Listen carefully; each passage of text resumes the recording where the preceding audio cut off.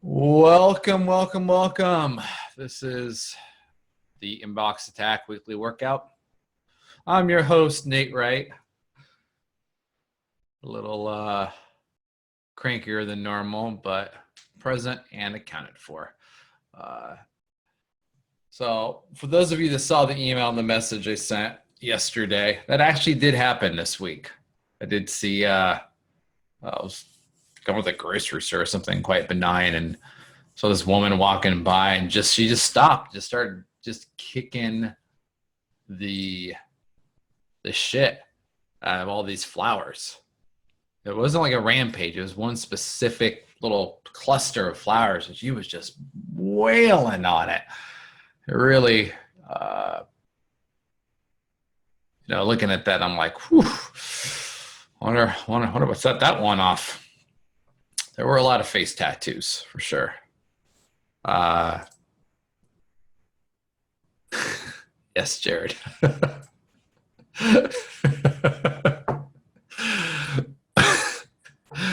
All right, I'm in a better mood now. Thank you, Jared. All right. So let's dig into this thing here. So want to dig into backstory a bit, and there's two people on here that are familiar with the material, and I'm slowly releasing, way too slow, unfortunately, releasing all of our work in hero's journey. Storytelling arcs, character arcs, archetypes. So I will be referencing that a bit. If there's anything I spit out that is highly unfamiliar, just ask me during the Q&A portion, and we'll dig into it. So a few of the things we're going over today, one of them is guessing better. And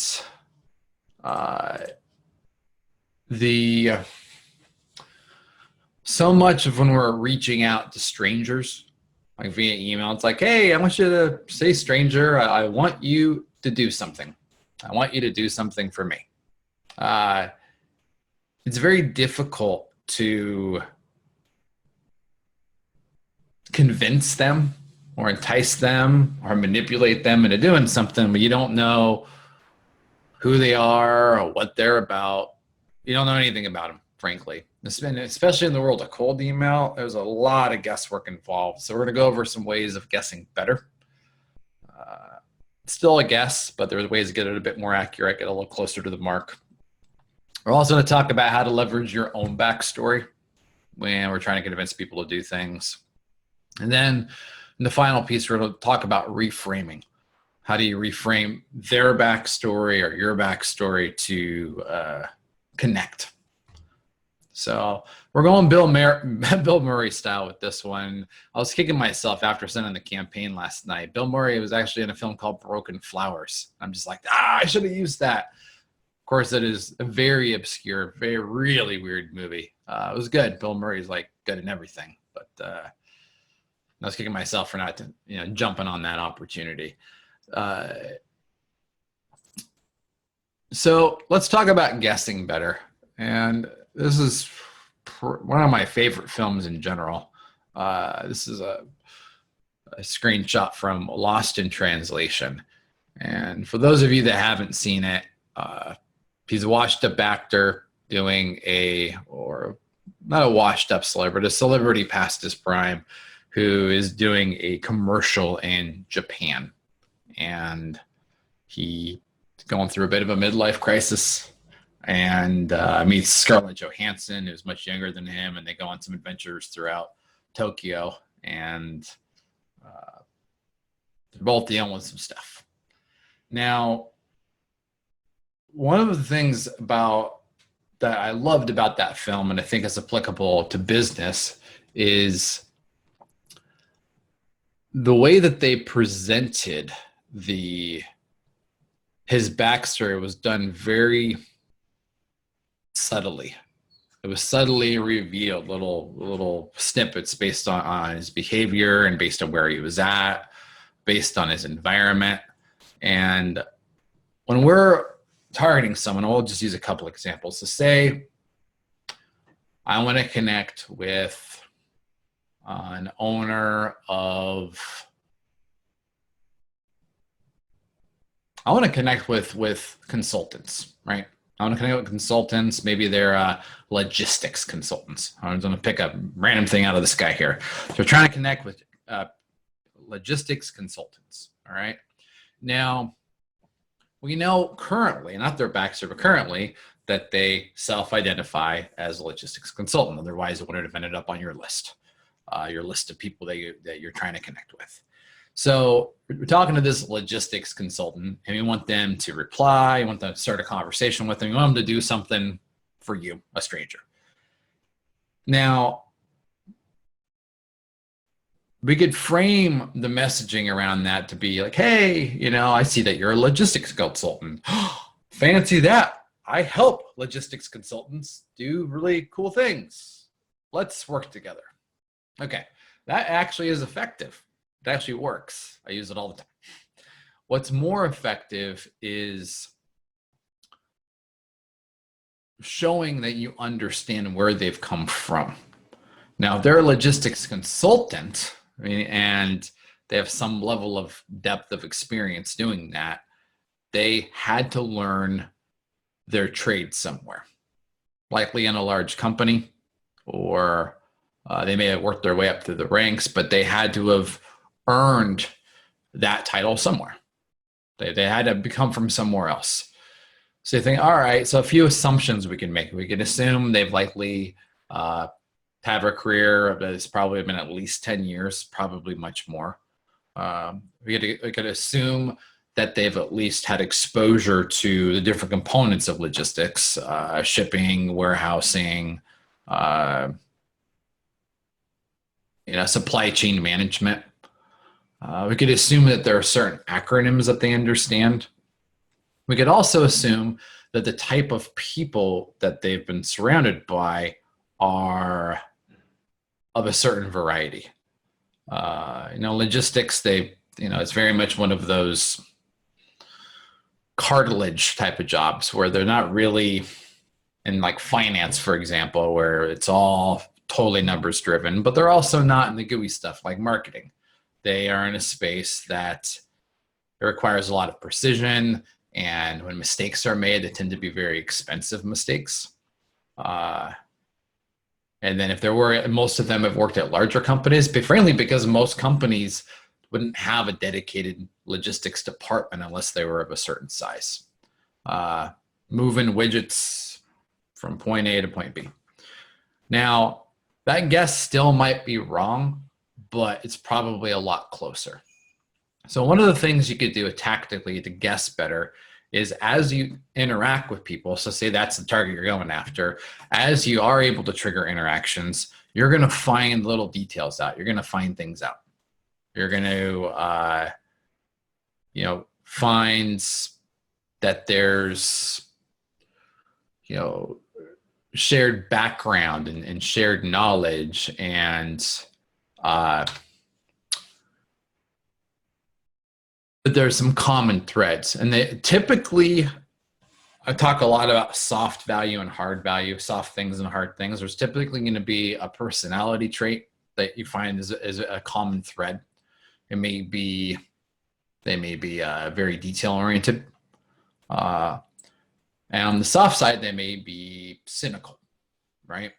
So understanding that will help you write to them, because ultimately when we are trying to trigger a conversation with somebody, we want to be able to, the phrase that Oren Klaff would use, like, we need to get into their swim lane, or we need them to get into our swim lane. But ultimately, we want to be in a space that is accessible, using the language that is accessible. So in the beginning, we guess the best we can based on what we know. Sometimes if I'm doing an important campaign, I'll actually dig through my black book and say, hey, I'm doing this campaign, reaching out to folks. I don't want to sell anything to you. I know it's been ages since we've talked, but I'm trying to crawl into the heads of these people before I reach out to them. Like, where do they typically come from? What kind of stuff pisses them off? And what we're looking for, we're not looking for the norm. We're looking for outliers. Like most of them have been exposed to this type of bureaucracy and they hate it. Or many of them are cynical about things and tend to have a dry sense of humor. You know, I was doing a campaign targeting engineers, and I learned that engineers, most of them, actually have hobbies that are in the arts space. They're musicians and artists, and which is something I never would have known unless I'd actually picked up the phone and called a buddy of mine who was an engineer. So a little bit of research. Don't kill yourself with research, though. That's a huge mistake that people get trapped in when they're running sales campaigns, is they just analysis paralysis, and they just research. They don't send anything. So you still need to send stuff, and that's one of the reasons why I prefer sending something that might be 80% there, because there's no way for you to know 100% in the beginning. And it's only in those initial interactions, the initial meetings, the lack of response potentially that you get, that you're going to learn what that tone needs to be. All right. So guessing better. The other aspect is, I apologize if the text is funny on my screen. My video card's been acting up lately. Is your backstory. So if you don't know anything about them, one way that you could tease out more of what they care about, this particular clip here, it's a little hard to see. It's really zoomed in. It's from Groundhog Day, where Bill Murray's living the same day over and over and over again, and he gets frustrated and whacks the crap out of his clock when Sonny and Cher pop up on the clock radio. Best way to get good at your own backstory is, remember, one, that it is backstory, not what you're doing now, but where you've come from. And I've been leveraging this really well in campaigns recently, going after, I would say, bigger targets, people in the very much the mid-market space, marketing, digital arenas, and laying things out like, hey, in the past 20 years, I've done X, Y, and Z. Not as a resume, but as actually like milestones in your story. You know, after, wading my way through, 18 gnarly logistics projects for blank company, I learned a lot of interesting new things about the space. I decided I hated it, and I was much better at this other thing, but I know that space inside and out. So sharing a little bit your backstory helps give you credibility. The reason I pull up the Groundhog Day image is because when you're dealing with backstory, you're also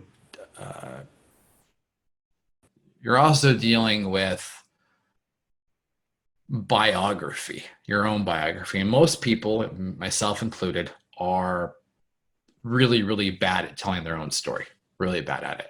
The only way to get good at it is repetition. So, and even going back further, like you could go back, you don't necessarily, I would avoid giving the life story, but backstory is very much helps people understand your trajectory. Because if you look at a point in time and you're just talking about the present, this is what I'm doing now, this is how I'm doing, this is what I want to sell you. That's just a point in time, but people ultimately, our eyes are attracted by motion. That's a storytelling tactic, because you have to get your characters moving.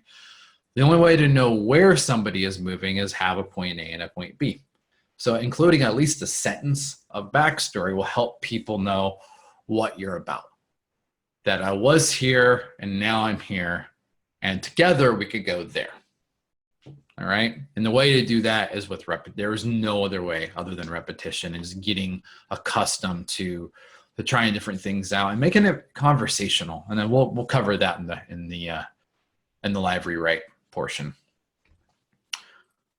The last little bit that I think is important, and this applies to their backstory and understanding that as well as your own backstory, is reframing.